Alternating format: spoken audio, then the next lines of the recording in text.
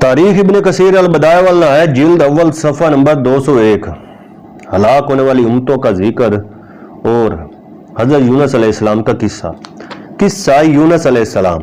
अल्लाह ताला ने सूरत यूनुस में इरशाद फरमाया, तो कोई बस्ती ऐसी क्यों ना हुई कि ईमान लाती तो उसका ईमान उसे नफ़ा देता।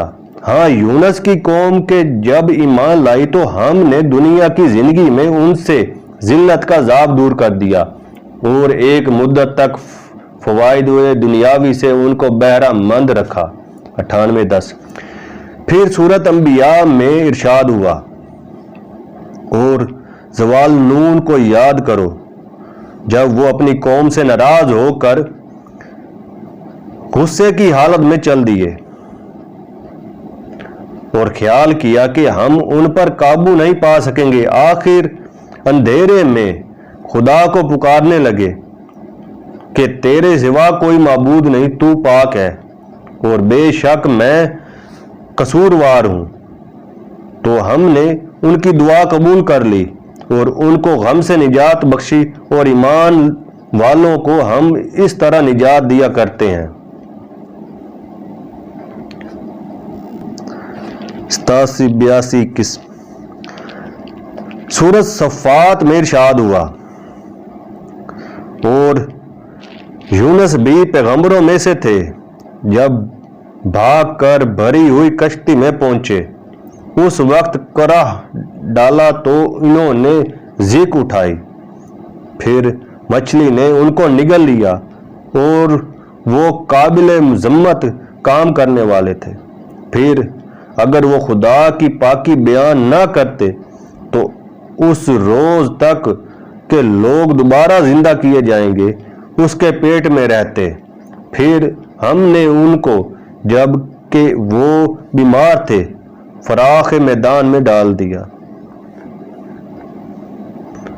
और उन पर कद्दू का दरख्त लगाया और उनको लाख दिया उससे ज्यादा लोगों की तरफ पैगंबर बनाकर भेजा तो वो ईमान ले आए। सो हम भी उनको दुनिया में एक वक्त मुकर्रर तक फायदा देते रहे।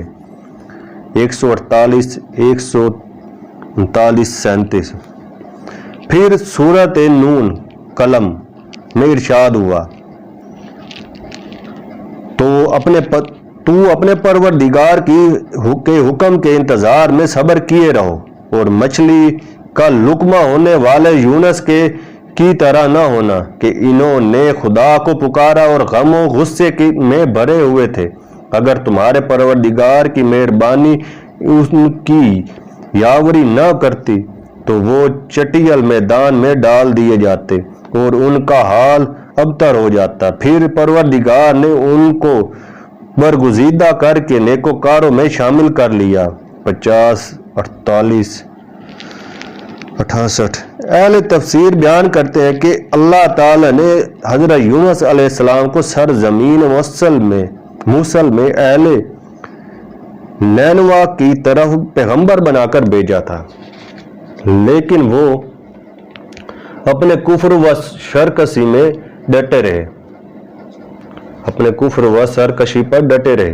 तारीख इब्न कसीर अल-बदाया वल नहाया जिल्द अव्वल सफ़ा नंबर 202 हलाक होने वाली उम्मतों का जिक्र और हज़रत यूनुस अलैहिस्सलाम का किस्सा। अलबत्ता जब उनके उन अमाल कबीहा की मुद्दत गुजर गई तो आखिरकार उन पर गैब से अजाब नाजिल किया गया।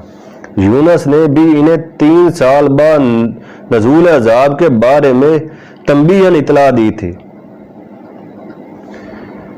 इब्न मसूद, मुजाहिद, सईद बिन जबीर, कतादा और इनके अलावा बहुत से दूसरे असलाफ व इख्तलाफ ने बयान किया है कि जब उन लोगों को गैब के अजाब ने आ घेरा और इन्हें इसका यकीन हो गया तो वो तौबा तलाह करने लगे और जो सलूक इन्होंने अपने नबी के साथ किया था और उस पर नादिम हुए और अल्लाह ताला के नाम पर इन अपने तमाम मवेशियों की कुर्बानी दे डाली और इनके मर्दो जन सब खुदा के हजूर रोने गिड़गिड़ाने लगे تو اللہ تعالیٰ نے اپنے فضل و کرم سے ان پر وہ عذاب دور فرما دیا اور ارشاد فرمائے سورۃ یونس آیت نمبر 98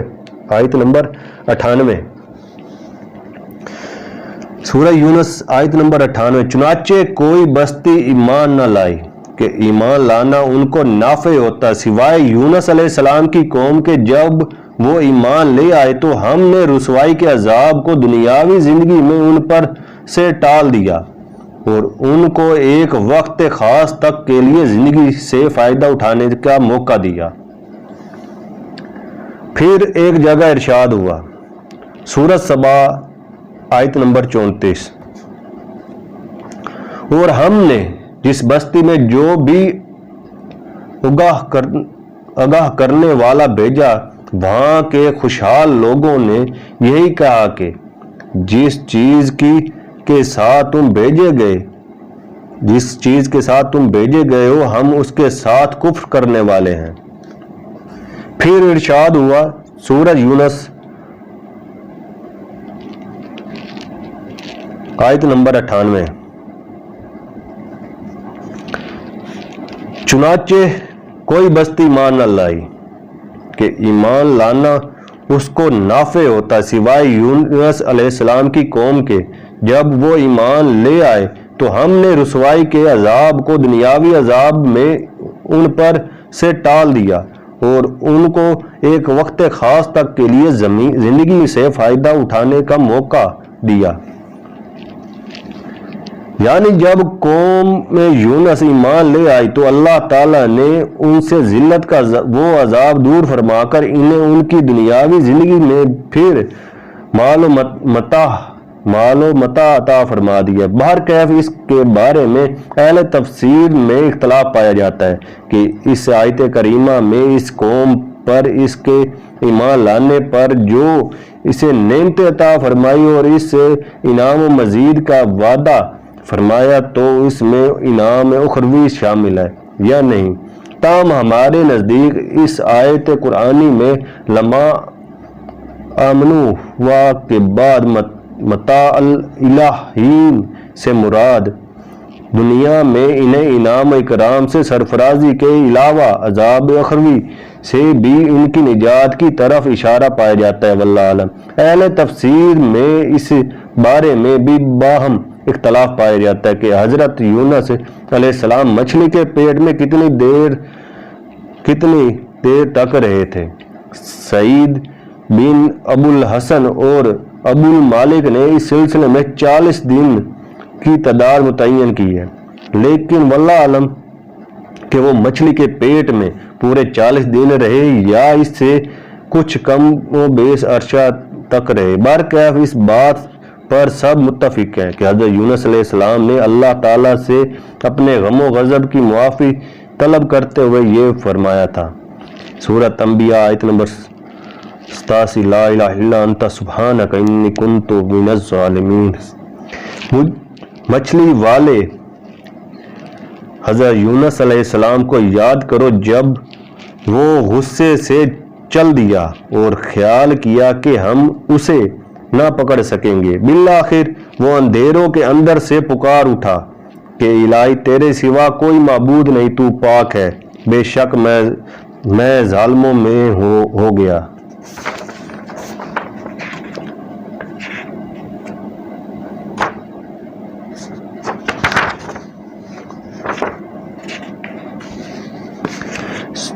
تاریخ ابن کثیر البدایہ والنہایہ جلد اول صفحہ نمبر 203 ہلاک ہونے والی امتوں کا ذکر اور حضرت یونس علیہ السلام کا قصہ۔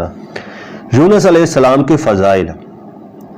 اللہ تعالیٰ جل شانہ نے یونس کی تصدیق یوں فرمائی سورۃ صفات آیت نمبر 139 اور بلا شبہ یونس علیہ السلام نبیوں میں سے تھے، اور اللہ تعالیٰ نے سورۃ نساء اور سورۃ انعام میں جیسے دوسرے انبیاء علیہ السلام کا ذکر فرماتے ہوئے ان پر اپنے انعامات کا ذکر فرمایا، ان میں حضرت یونس علیہ السلام بھی شامل ہیں۔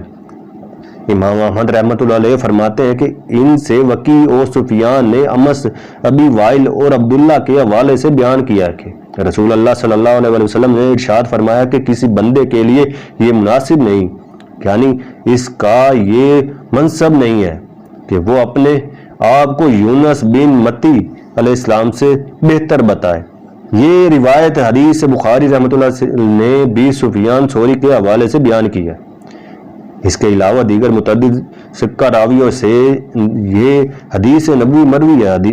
بخاری رحمۃ اللہ علیہ نے اپنے ہاں یہ بھی کہا ہے کہ میں نے یہ نہیں کہتا کہ کوئی فرد حدود یونس بن متی سے بہتر ہے، جس کا مطلب یہ ہے کہ وہ کسی شخص کے لیے یہ بات اچھی نہیں سمجھتے کہ وہ اپنی ذات کو یونس بن متی علیہ السلام سے بہتر قرار دے۔ تاہم حرف الآخر اس سلسلے میں درجہ بالا حدیث اس نبوی صلی اللہ علیہ وسلم ہی ہے۔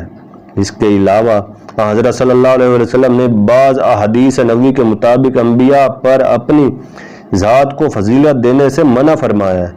تاہم یہ تمام احادیث نبوی آپ کی منکسر المزاجی اور اخلاق حسنہ کی بین دلیل ہے۔